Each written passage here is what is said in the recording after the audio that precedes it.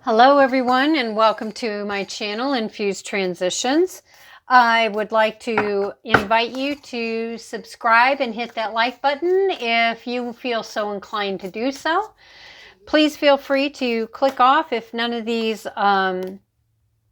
resonate with you. If it does, great. And of course, you know, if some does and some doesn't, take what resonates with you and leave the rest, right? I am going to be using the Wild Unknown Archetypes deck by Kim Krans.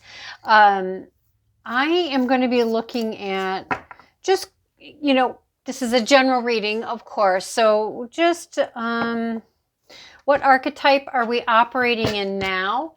And what is the archetype that would best serve us either, you know, now or in the near future, meaning within the next few days or weeks? And then what archetype can we utilize to get us from here to here? Okay. Again, if this resonates with you, please feel free to hit that like button, share, subscribe, and set your settings so you know when I post new videos. Again, this is a general read and it is timeless. So whenever you get this reading, that's when it's a good message for you at that time or when you're currently watching. All right. So what is the archetype where we're at? What is the archetype that we are currently at for this general reading? Ooh, that's way too many. Way too many. What is the archetype that we are currently in?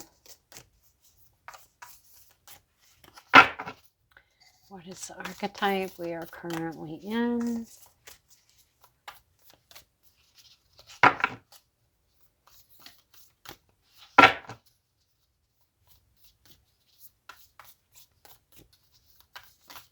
Okay, Spirit, give us whatever archetype for this general reading of what we are currently in at the time of people watch this. It resonates. There we go. Oh, look at that. We got the shaman. Very nice, very nice. We got the shaman here. Okay. And let's look at the energy that the archetype that would best serve us to get into. What is the archetype that would best serve us to get into? Oops. How many of them are there here? Because if there's too many, we're going to put that back. Yeah, that's, well, we're going to keep that actually. Huh, interesting. Okay. And that one came out. All right. That's a lot. But again, it is a general reading. So, you know, we'll see what comes about. Okay. And what is the best archetype that is going to help us to bridge this space, to get from the shaman to these archetypes? We're going to see what, okay, so what is the archetype that helps us bridge getting from one to the other? Okay. All right. So let's see. Let's take a look at the shaman.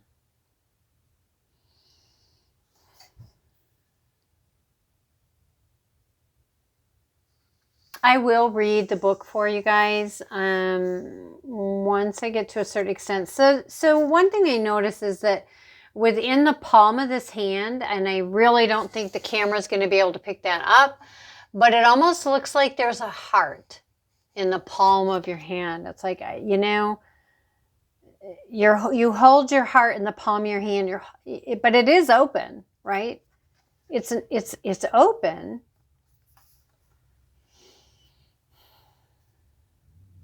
If we hold the card upright, the heart is in reverse, which can be confusion of heart. It can be, I'm hearing polarized opposites, which can be a lot of confusion around an event, a situation, a person or people, but where the heart is just torn and confused.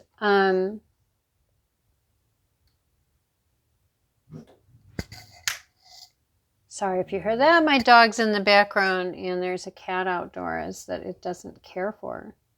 So on the snake here, there's 3 skulls. I'm not really sure what this is, if it's a fruit and that's the pit in the center. And this almost looks like, at first, when I first glanced, it's like, oh, is that a pearl? And then it was like, wait a minute, there's something in this. Which to me is possibly saying there's something that is still in its gestation period, something that hasn't quite been ready yet to be birthed, right? There's been a lot of trial on here, a lot of things that have just died away, or they're in the process of dying away, to be left behind. And then we've got this diamond over here and all of these stars. I guess I feel like the snake is traveling to somewhere, and these are various things it has experienced along the way. I also feel like it's heading towards this hand and this heart. Now, for some people, they may feel like that's very like a, like poisoning. Others may feel like, well, I think that snakes are very protective. So I would say you need to adjust this to what is this what do you perceive this snake to be? I do feel like, though, and I feel like there's a lot of the underworld, which is a lot of challenging stuff to face and to deal with, right? Where are we wanting to get to? Well, if you look at this, okay, so if you look at this, there is color, yes, but it has a very, to me, this has a much heavier background, but at the same time, you think of the cosmos. The cosmos, I mean, is unlimited in its where you could go kind of aspect, right? So then when you come over here and you look at these, though, and it has a very different feel, right? I mean, these have a lot of different color, and even in here, right, where there's all of this darkness around behind it, it's all intertwined with white, and in the center is this beautiful gem, and it's almost like we've gone from this this diamond that is very varying shades of gray, black, and white, right, to this gem that is just bursting with color. So to me, it's kind of feeling like this is energy that is heavier, it's more challenging. This is where we're wanting to go. And notice how we have rainbow, rainbow, rainbow. Now, for some people, this can talk about the chakra system. It can talk about, for those of you who it applies to, for some people, it's about, the promises of God. Also notice how the snake is transformed here. It has gone from this black and white, or black and red with bits of like yellowy orange color, into this black and white. We also have the diamond in the forehead here of this skull, which to me is talking about, third eye, enlightenment, clarity, divine source, right? And then in the crown area, we've got the rainbow colors again, which can signify chakras for some of you. That may be what's coming through here. For others, it's just about bringing in color, bringing in vibrancy and life into your heart, into your mind, into your body, and of course then into your life, because it then gets put over into, beliefs and perspectives and quality of life, right? Is this beautiful array of colors and healing and joy and happiness. And then we have the castle, which I find extremely interesting. So we have an eye that is closed, but it is lined with what looks like little tiny diamonds. Pearls, which to me, I don't know what the official meaning of pearls are, but to me, pearls are about softness, love, soft as in an energy, a vibration, but pearls are actually very hard. So it's hard as in, to me, this is saying hard as in it's stable, it's strong, it's healthy, and it's been able to do that and maintain its genuine vibrations and feelings and energies of softness. We also have this pink, this kind of a blushy pink in varying shades, and it's not all the way open. It's like maybe the blush of femininity, the blush of something new coming in, because again, it's not all the way bloomed and opened. It's not the tight bud it starts out as, right? But it's not fully bloomed either. I would say this is also a card about opulence, in my opinion. We do have an interesting combination here, right? So we have the gem, right? Our inner self, our inner fire, our inner heart, which we, our inner core, which we can bring to a state of being just beautiful and warm and vibrant in its colors. So we have our inner light and our inner gem. We have the eternal child. Now, for some people, they can go, oh, well, an eternal child, that's somebody who's really immature, this, that, and the other. But I feel like because of this rainbow of color is the theme here, and we've got the blush of something new happening and going on here. I would say the eternal child in this particular case, and this is, again, what I'm interpreting. I don't really know what the book says about it, but I feel like it's more about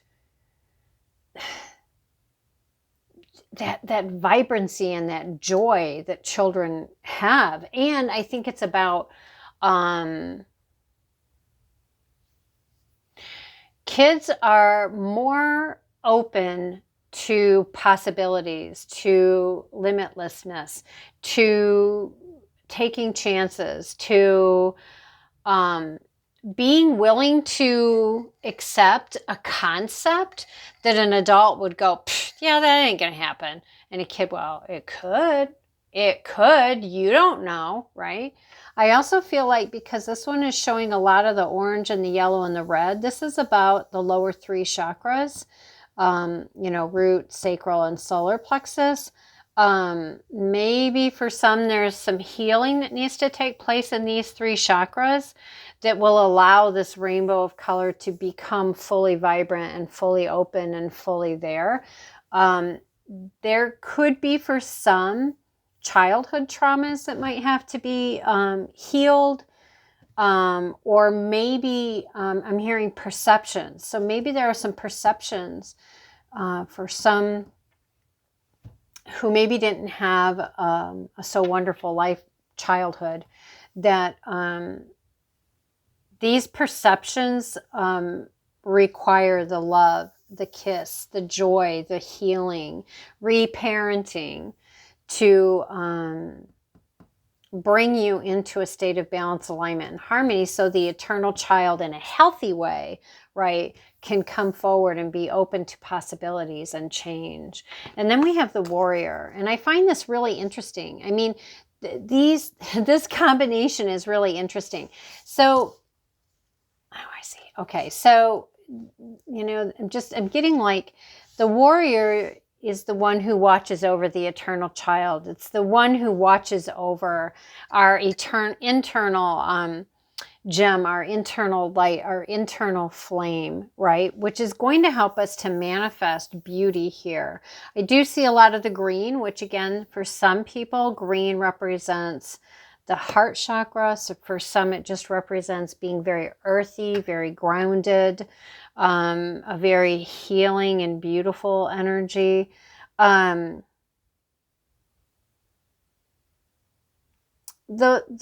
black to me here is I think it's more about the black can be, I'm getting kind of two different things here. For some, it can feel like the black is just a protective energy, right? It's just the protective energy. And it's still infused with, you know, pearl energy, diamond energy, love energy, right?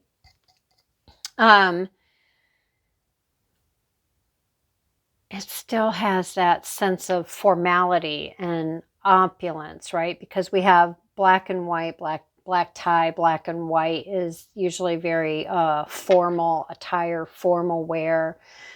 We have the diamonds. So I really feel like this is a lot about opulence. For others, the black just is, you know, this is life. Life isn't perfect. We aren't 24/7 always going to feel, be, have, you know, totally perfect, right? Life, we still have challenges and things that come along the way, which help us to grow and expand. So that's kind of what I'm getting on there. So we're wanting to go from here to all of this, you know, this opulence, these rainbow colors. I do feel like the warrior is the one who kind of watches over our other aspects, our gem that is within, our fire and our light and our life that is within us that we carry, that can change into this beautiful vibrancy. The warrior can also protect and help the eternal child where there's any healing that needs to take place, but the warrior can also work with the eternal child in being hopeful, but yet being aware. Being consciously aware of what's happening around us, what's going on, you know, that kind of thing, and paying attention. The kiss. Now, this could be a lunar eclipse or a solar eclipse. I would go more with a lunar eclipse because it looks like the darker moon energy would be coming on top of the sun, but others may see it the other way around. I would say take whatever resonates with you. I could say that this out here would also kind of represent, you know, space and stars, because the night sky is, well, let's face it, dark. Anyways, in this dimension. And to me, the kiss, because we have hand holding here, two different hands. One is holding the other. So one is kind of hooked like this, and the other one is within it like that. I don't know if that will come through in the camera here, but you know, one is holding the other one, and they're both hooked. They're both hooked. This to me is a really good grip. You know what I mean? Like they tell you when you're trying to make sure you don't drop something, don't hold it like this, you know, do the intertwining, right? The hooking through here, would be this way. It feels more like, you know, when you reach across to just kind of really give somebody that, you know, oh, I'm sorry, or, well, you know, I'm here for you kind of thing, right? It feels like that kind of energy. I feel like, too, for those of you who, you know, transition is not always easy. So for any that go through this transition and feel like it's, wow, this is really challenging for me, right? Within those challenges, though, there is guidance, there is support, whether that is a physical person, an animal, a place, your spirit team, you know, whatever that is for you, or whatever combination that is for you. But and it's the kiss. There's this love, there's this care. And again, we have the red and the orange, right? Sacral, solar plexus. And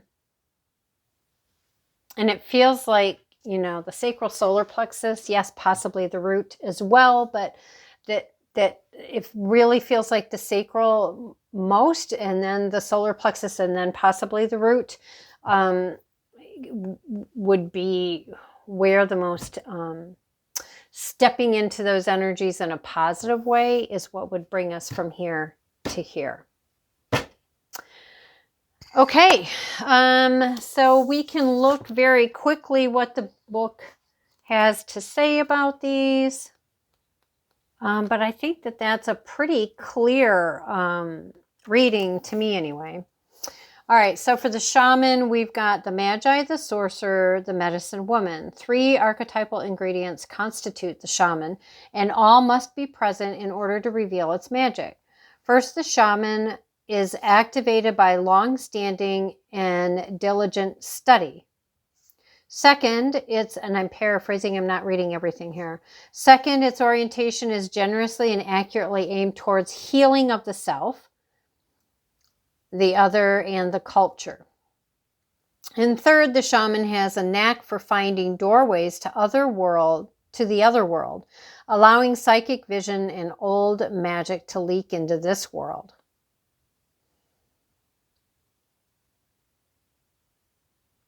In this way, the shaman is a master who bridges the everyday, the sacred, revealing potent power needed desperately in our time. Okay, let's see here.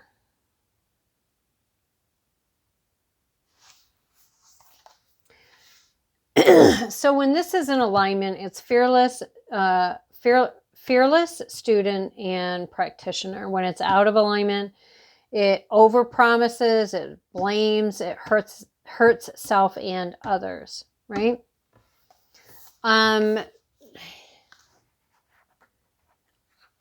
not going to look up each and every one of these. I really feel like that's just a really, I feel like the interpretation here is good. I don't know. I guess we'll kind of go with it. I'm going to skim. So this is the samurai, the soldier, the advocate.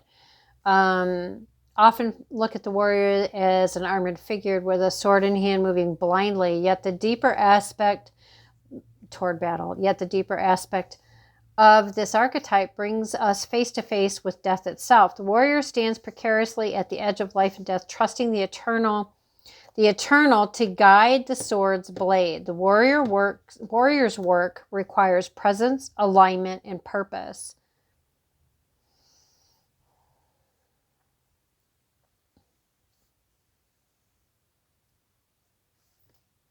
So yeah, this is fierce clarity, purpose, action, resolve, and resilience. So that makes a lot of sense with its job to oversee, the eternal child as the eternal child goes through and becomes itself in a healthy, balanced way, right? So when this is, its job is to support and assist so that these other things can take place.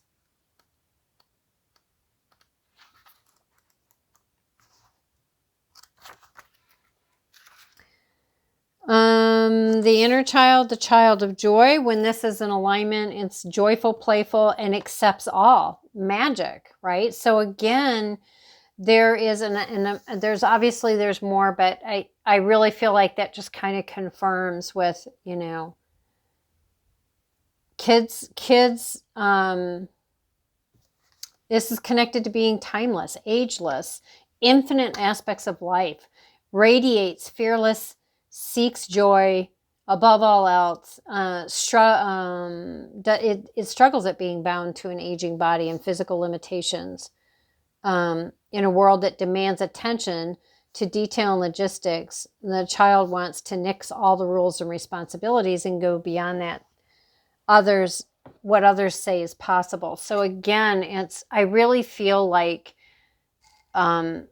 the child is here to tell us, one, to heal what needs healing, but I think it's also about, it doesn't matter what other people are trying to sway others into thinking, doing, believing, etc., because it really is about the inner child, the eternal child that is healthy, balanced, and aligned, right? To move beyond those limits, right? So then we have the gem. This is the diamond, the gold, the inner treasure. When it's aligned, it's unique, shining, generative, and irreplaceable. When it's in the dark, there's envy, greed, and grasping. Okay. Also known as the jewel, the star, the talent, the gift, the gold. It's found deep within. It stands in contrast to its surroundings. And yeah, okay. And it's just saying, you know, you can't always find, you're not going to always find the gem within when we're always surrounded by things that are easy, right? Because there's nothing to push us to do anything different because we're comfortable. So it really is just about that whole, you know, being that push to get us to move in a direction that is definitely more serving. So the kiss is about, you know, sensual expressiveness, merging, inviting. It's about the touch, the chemistry, and the sex. So before the first kiss, the air is electrified. Each breath is alive with possibility and magic. A heightened sensation of merging with other. So yeah, this, you know, and again, I realize how they're implying it here in the book, but it really is about emerging with yourself, emerging within, right? And learning how to have true intimacy with yourself. Being brave, right? And yet surrendering to those challenges. And this is going to help lead you to that beautiful awakening of your heart, your mind, but I would also suggest with the third eye, with this diamond here up in the third eye area and with your crown. So there you go. I hope this was helpful to you and see you next time.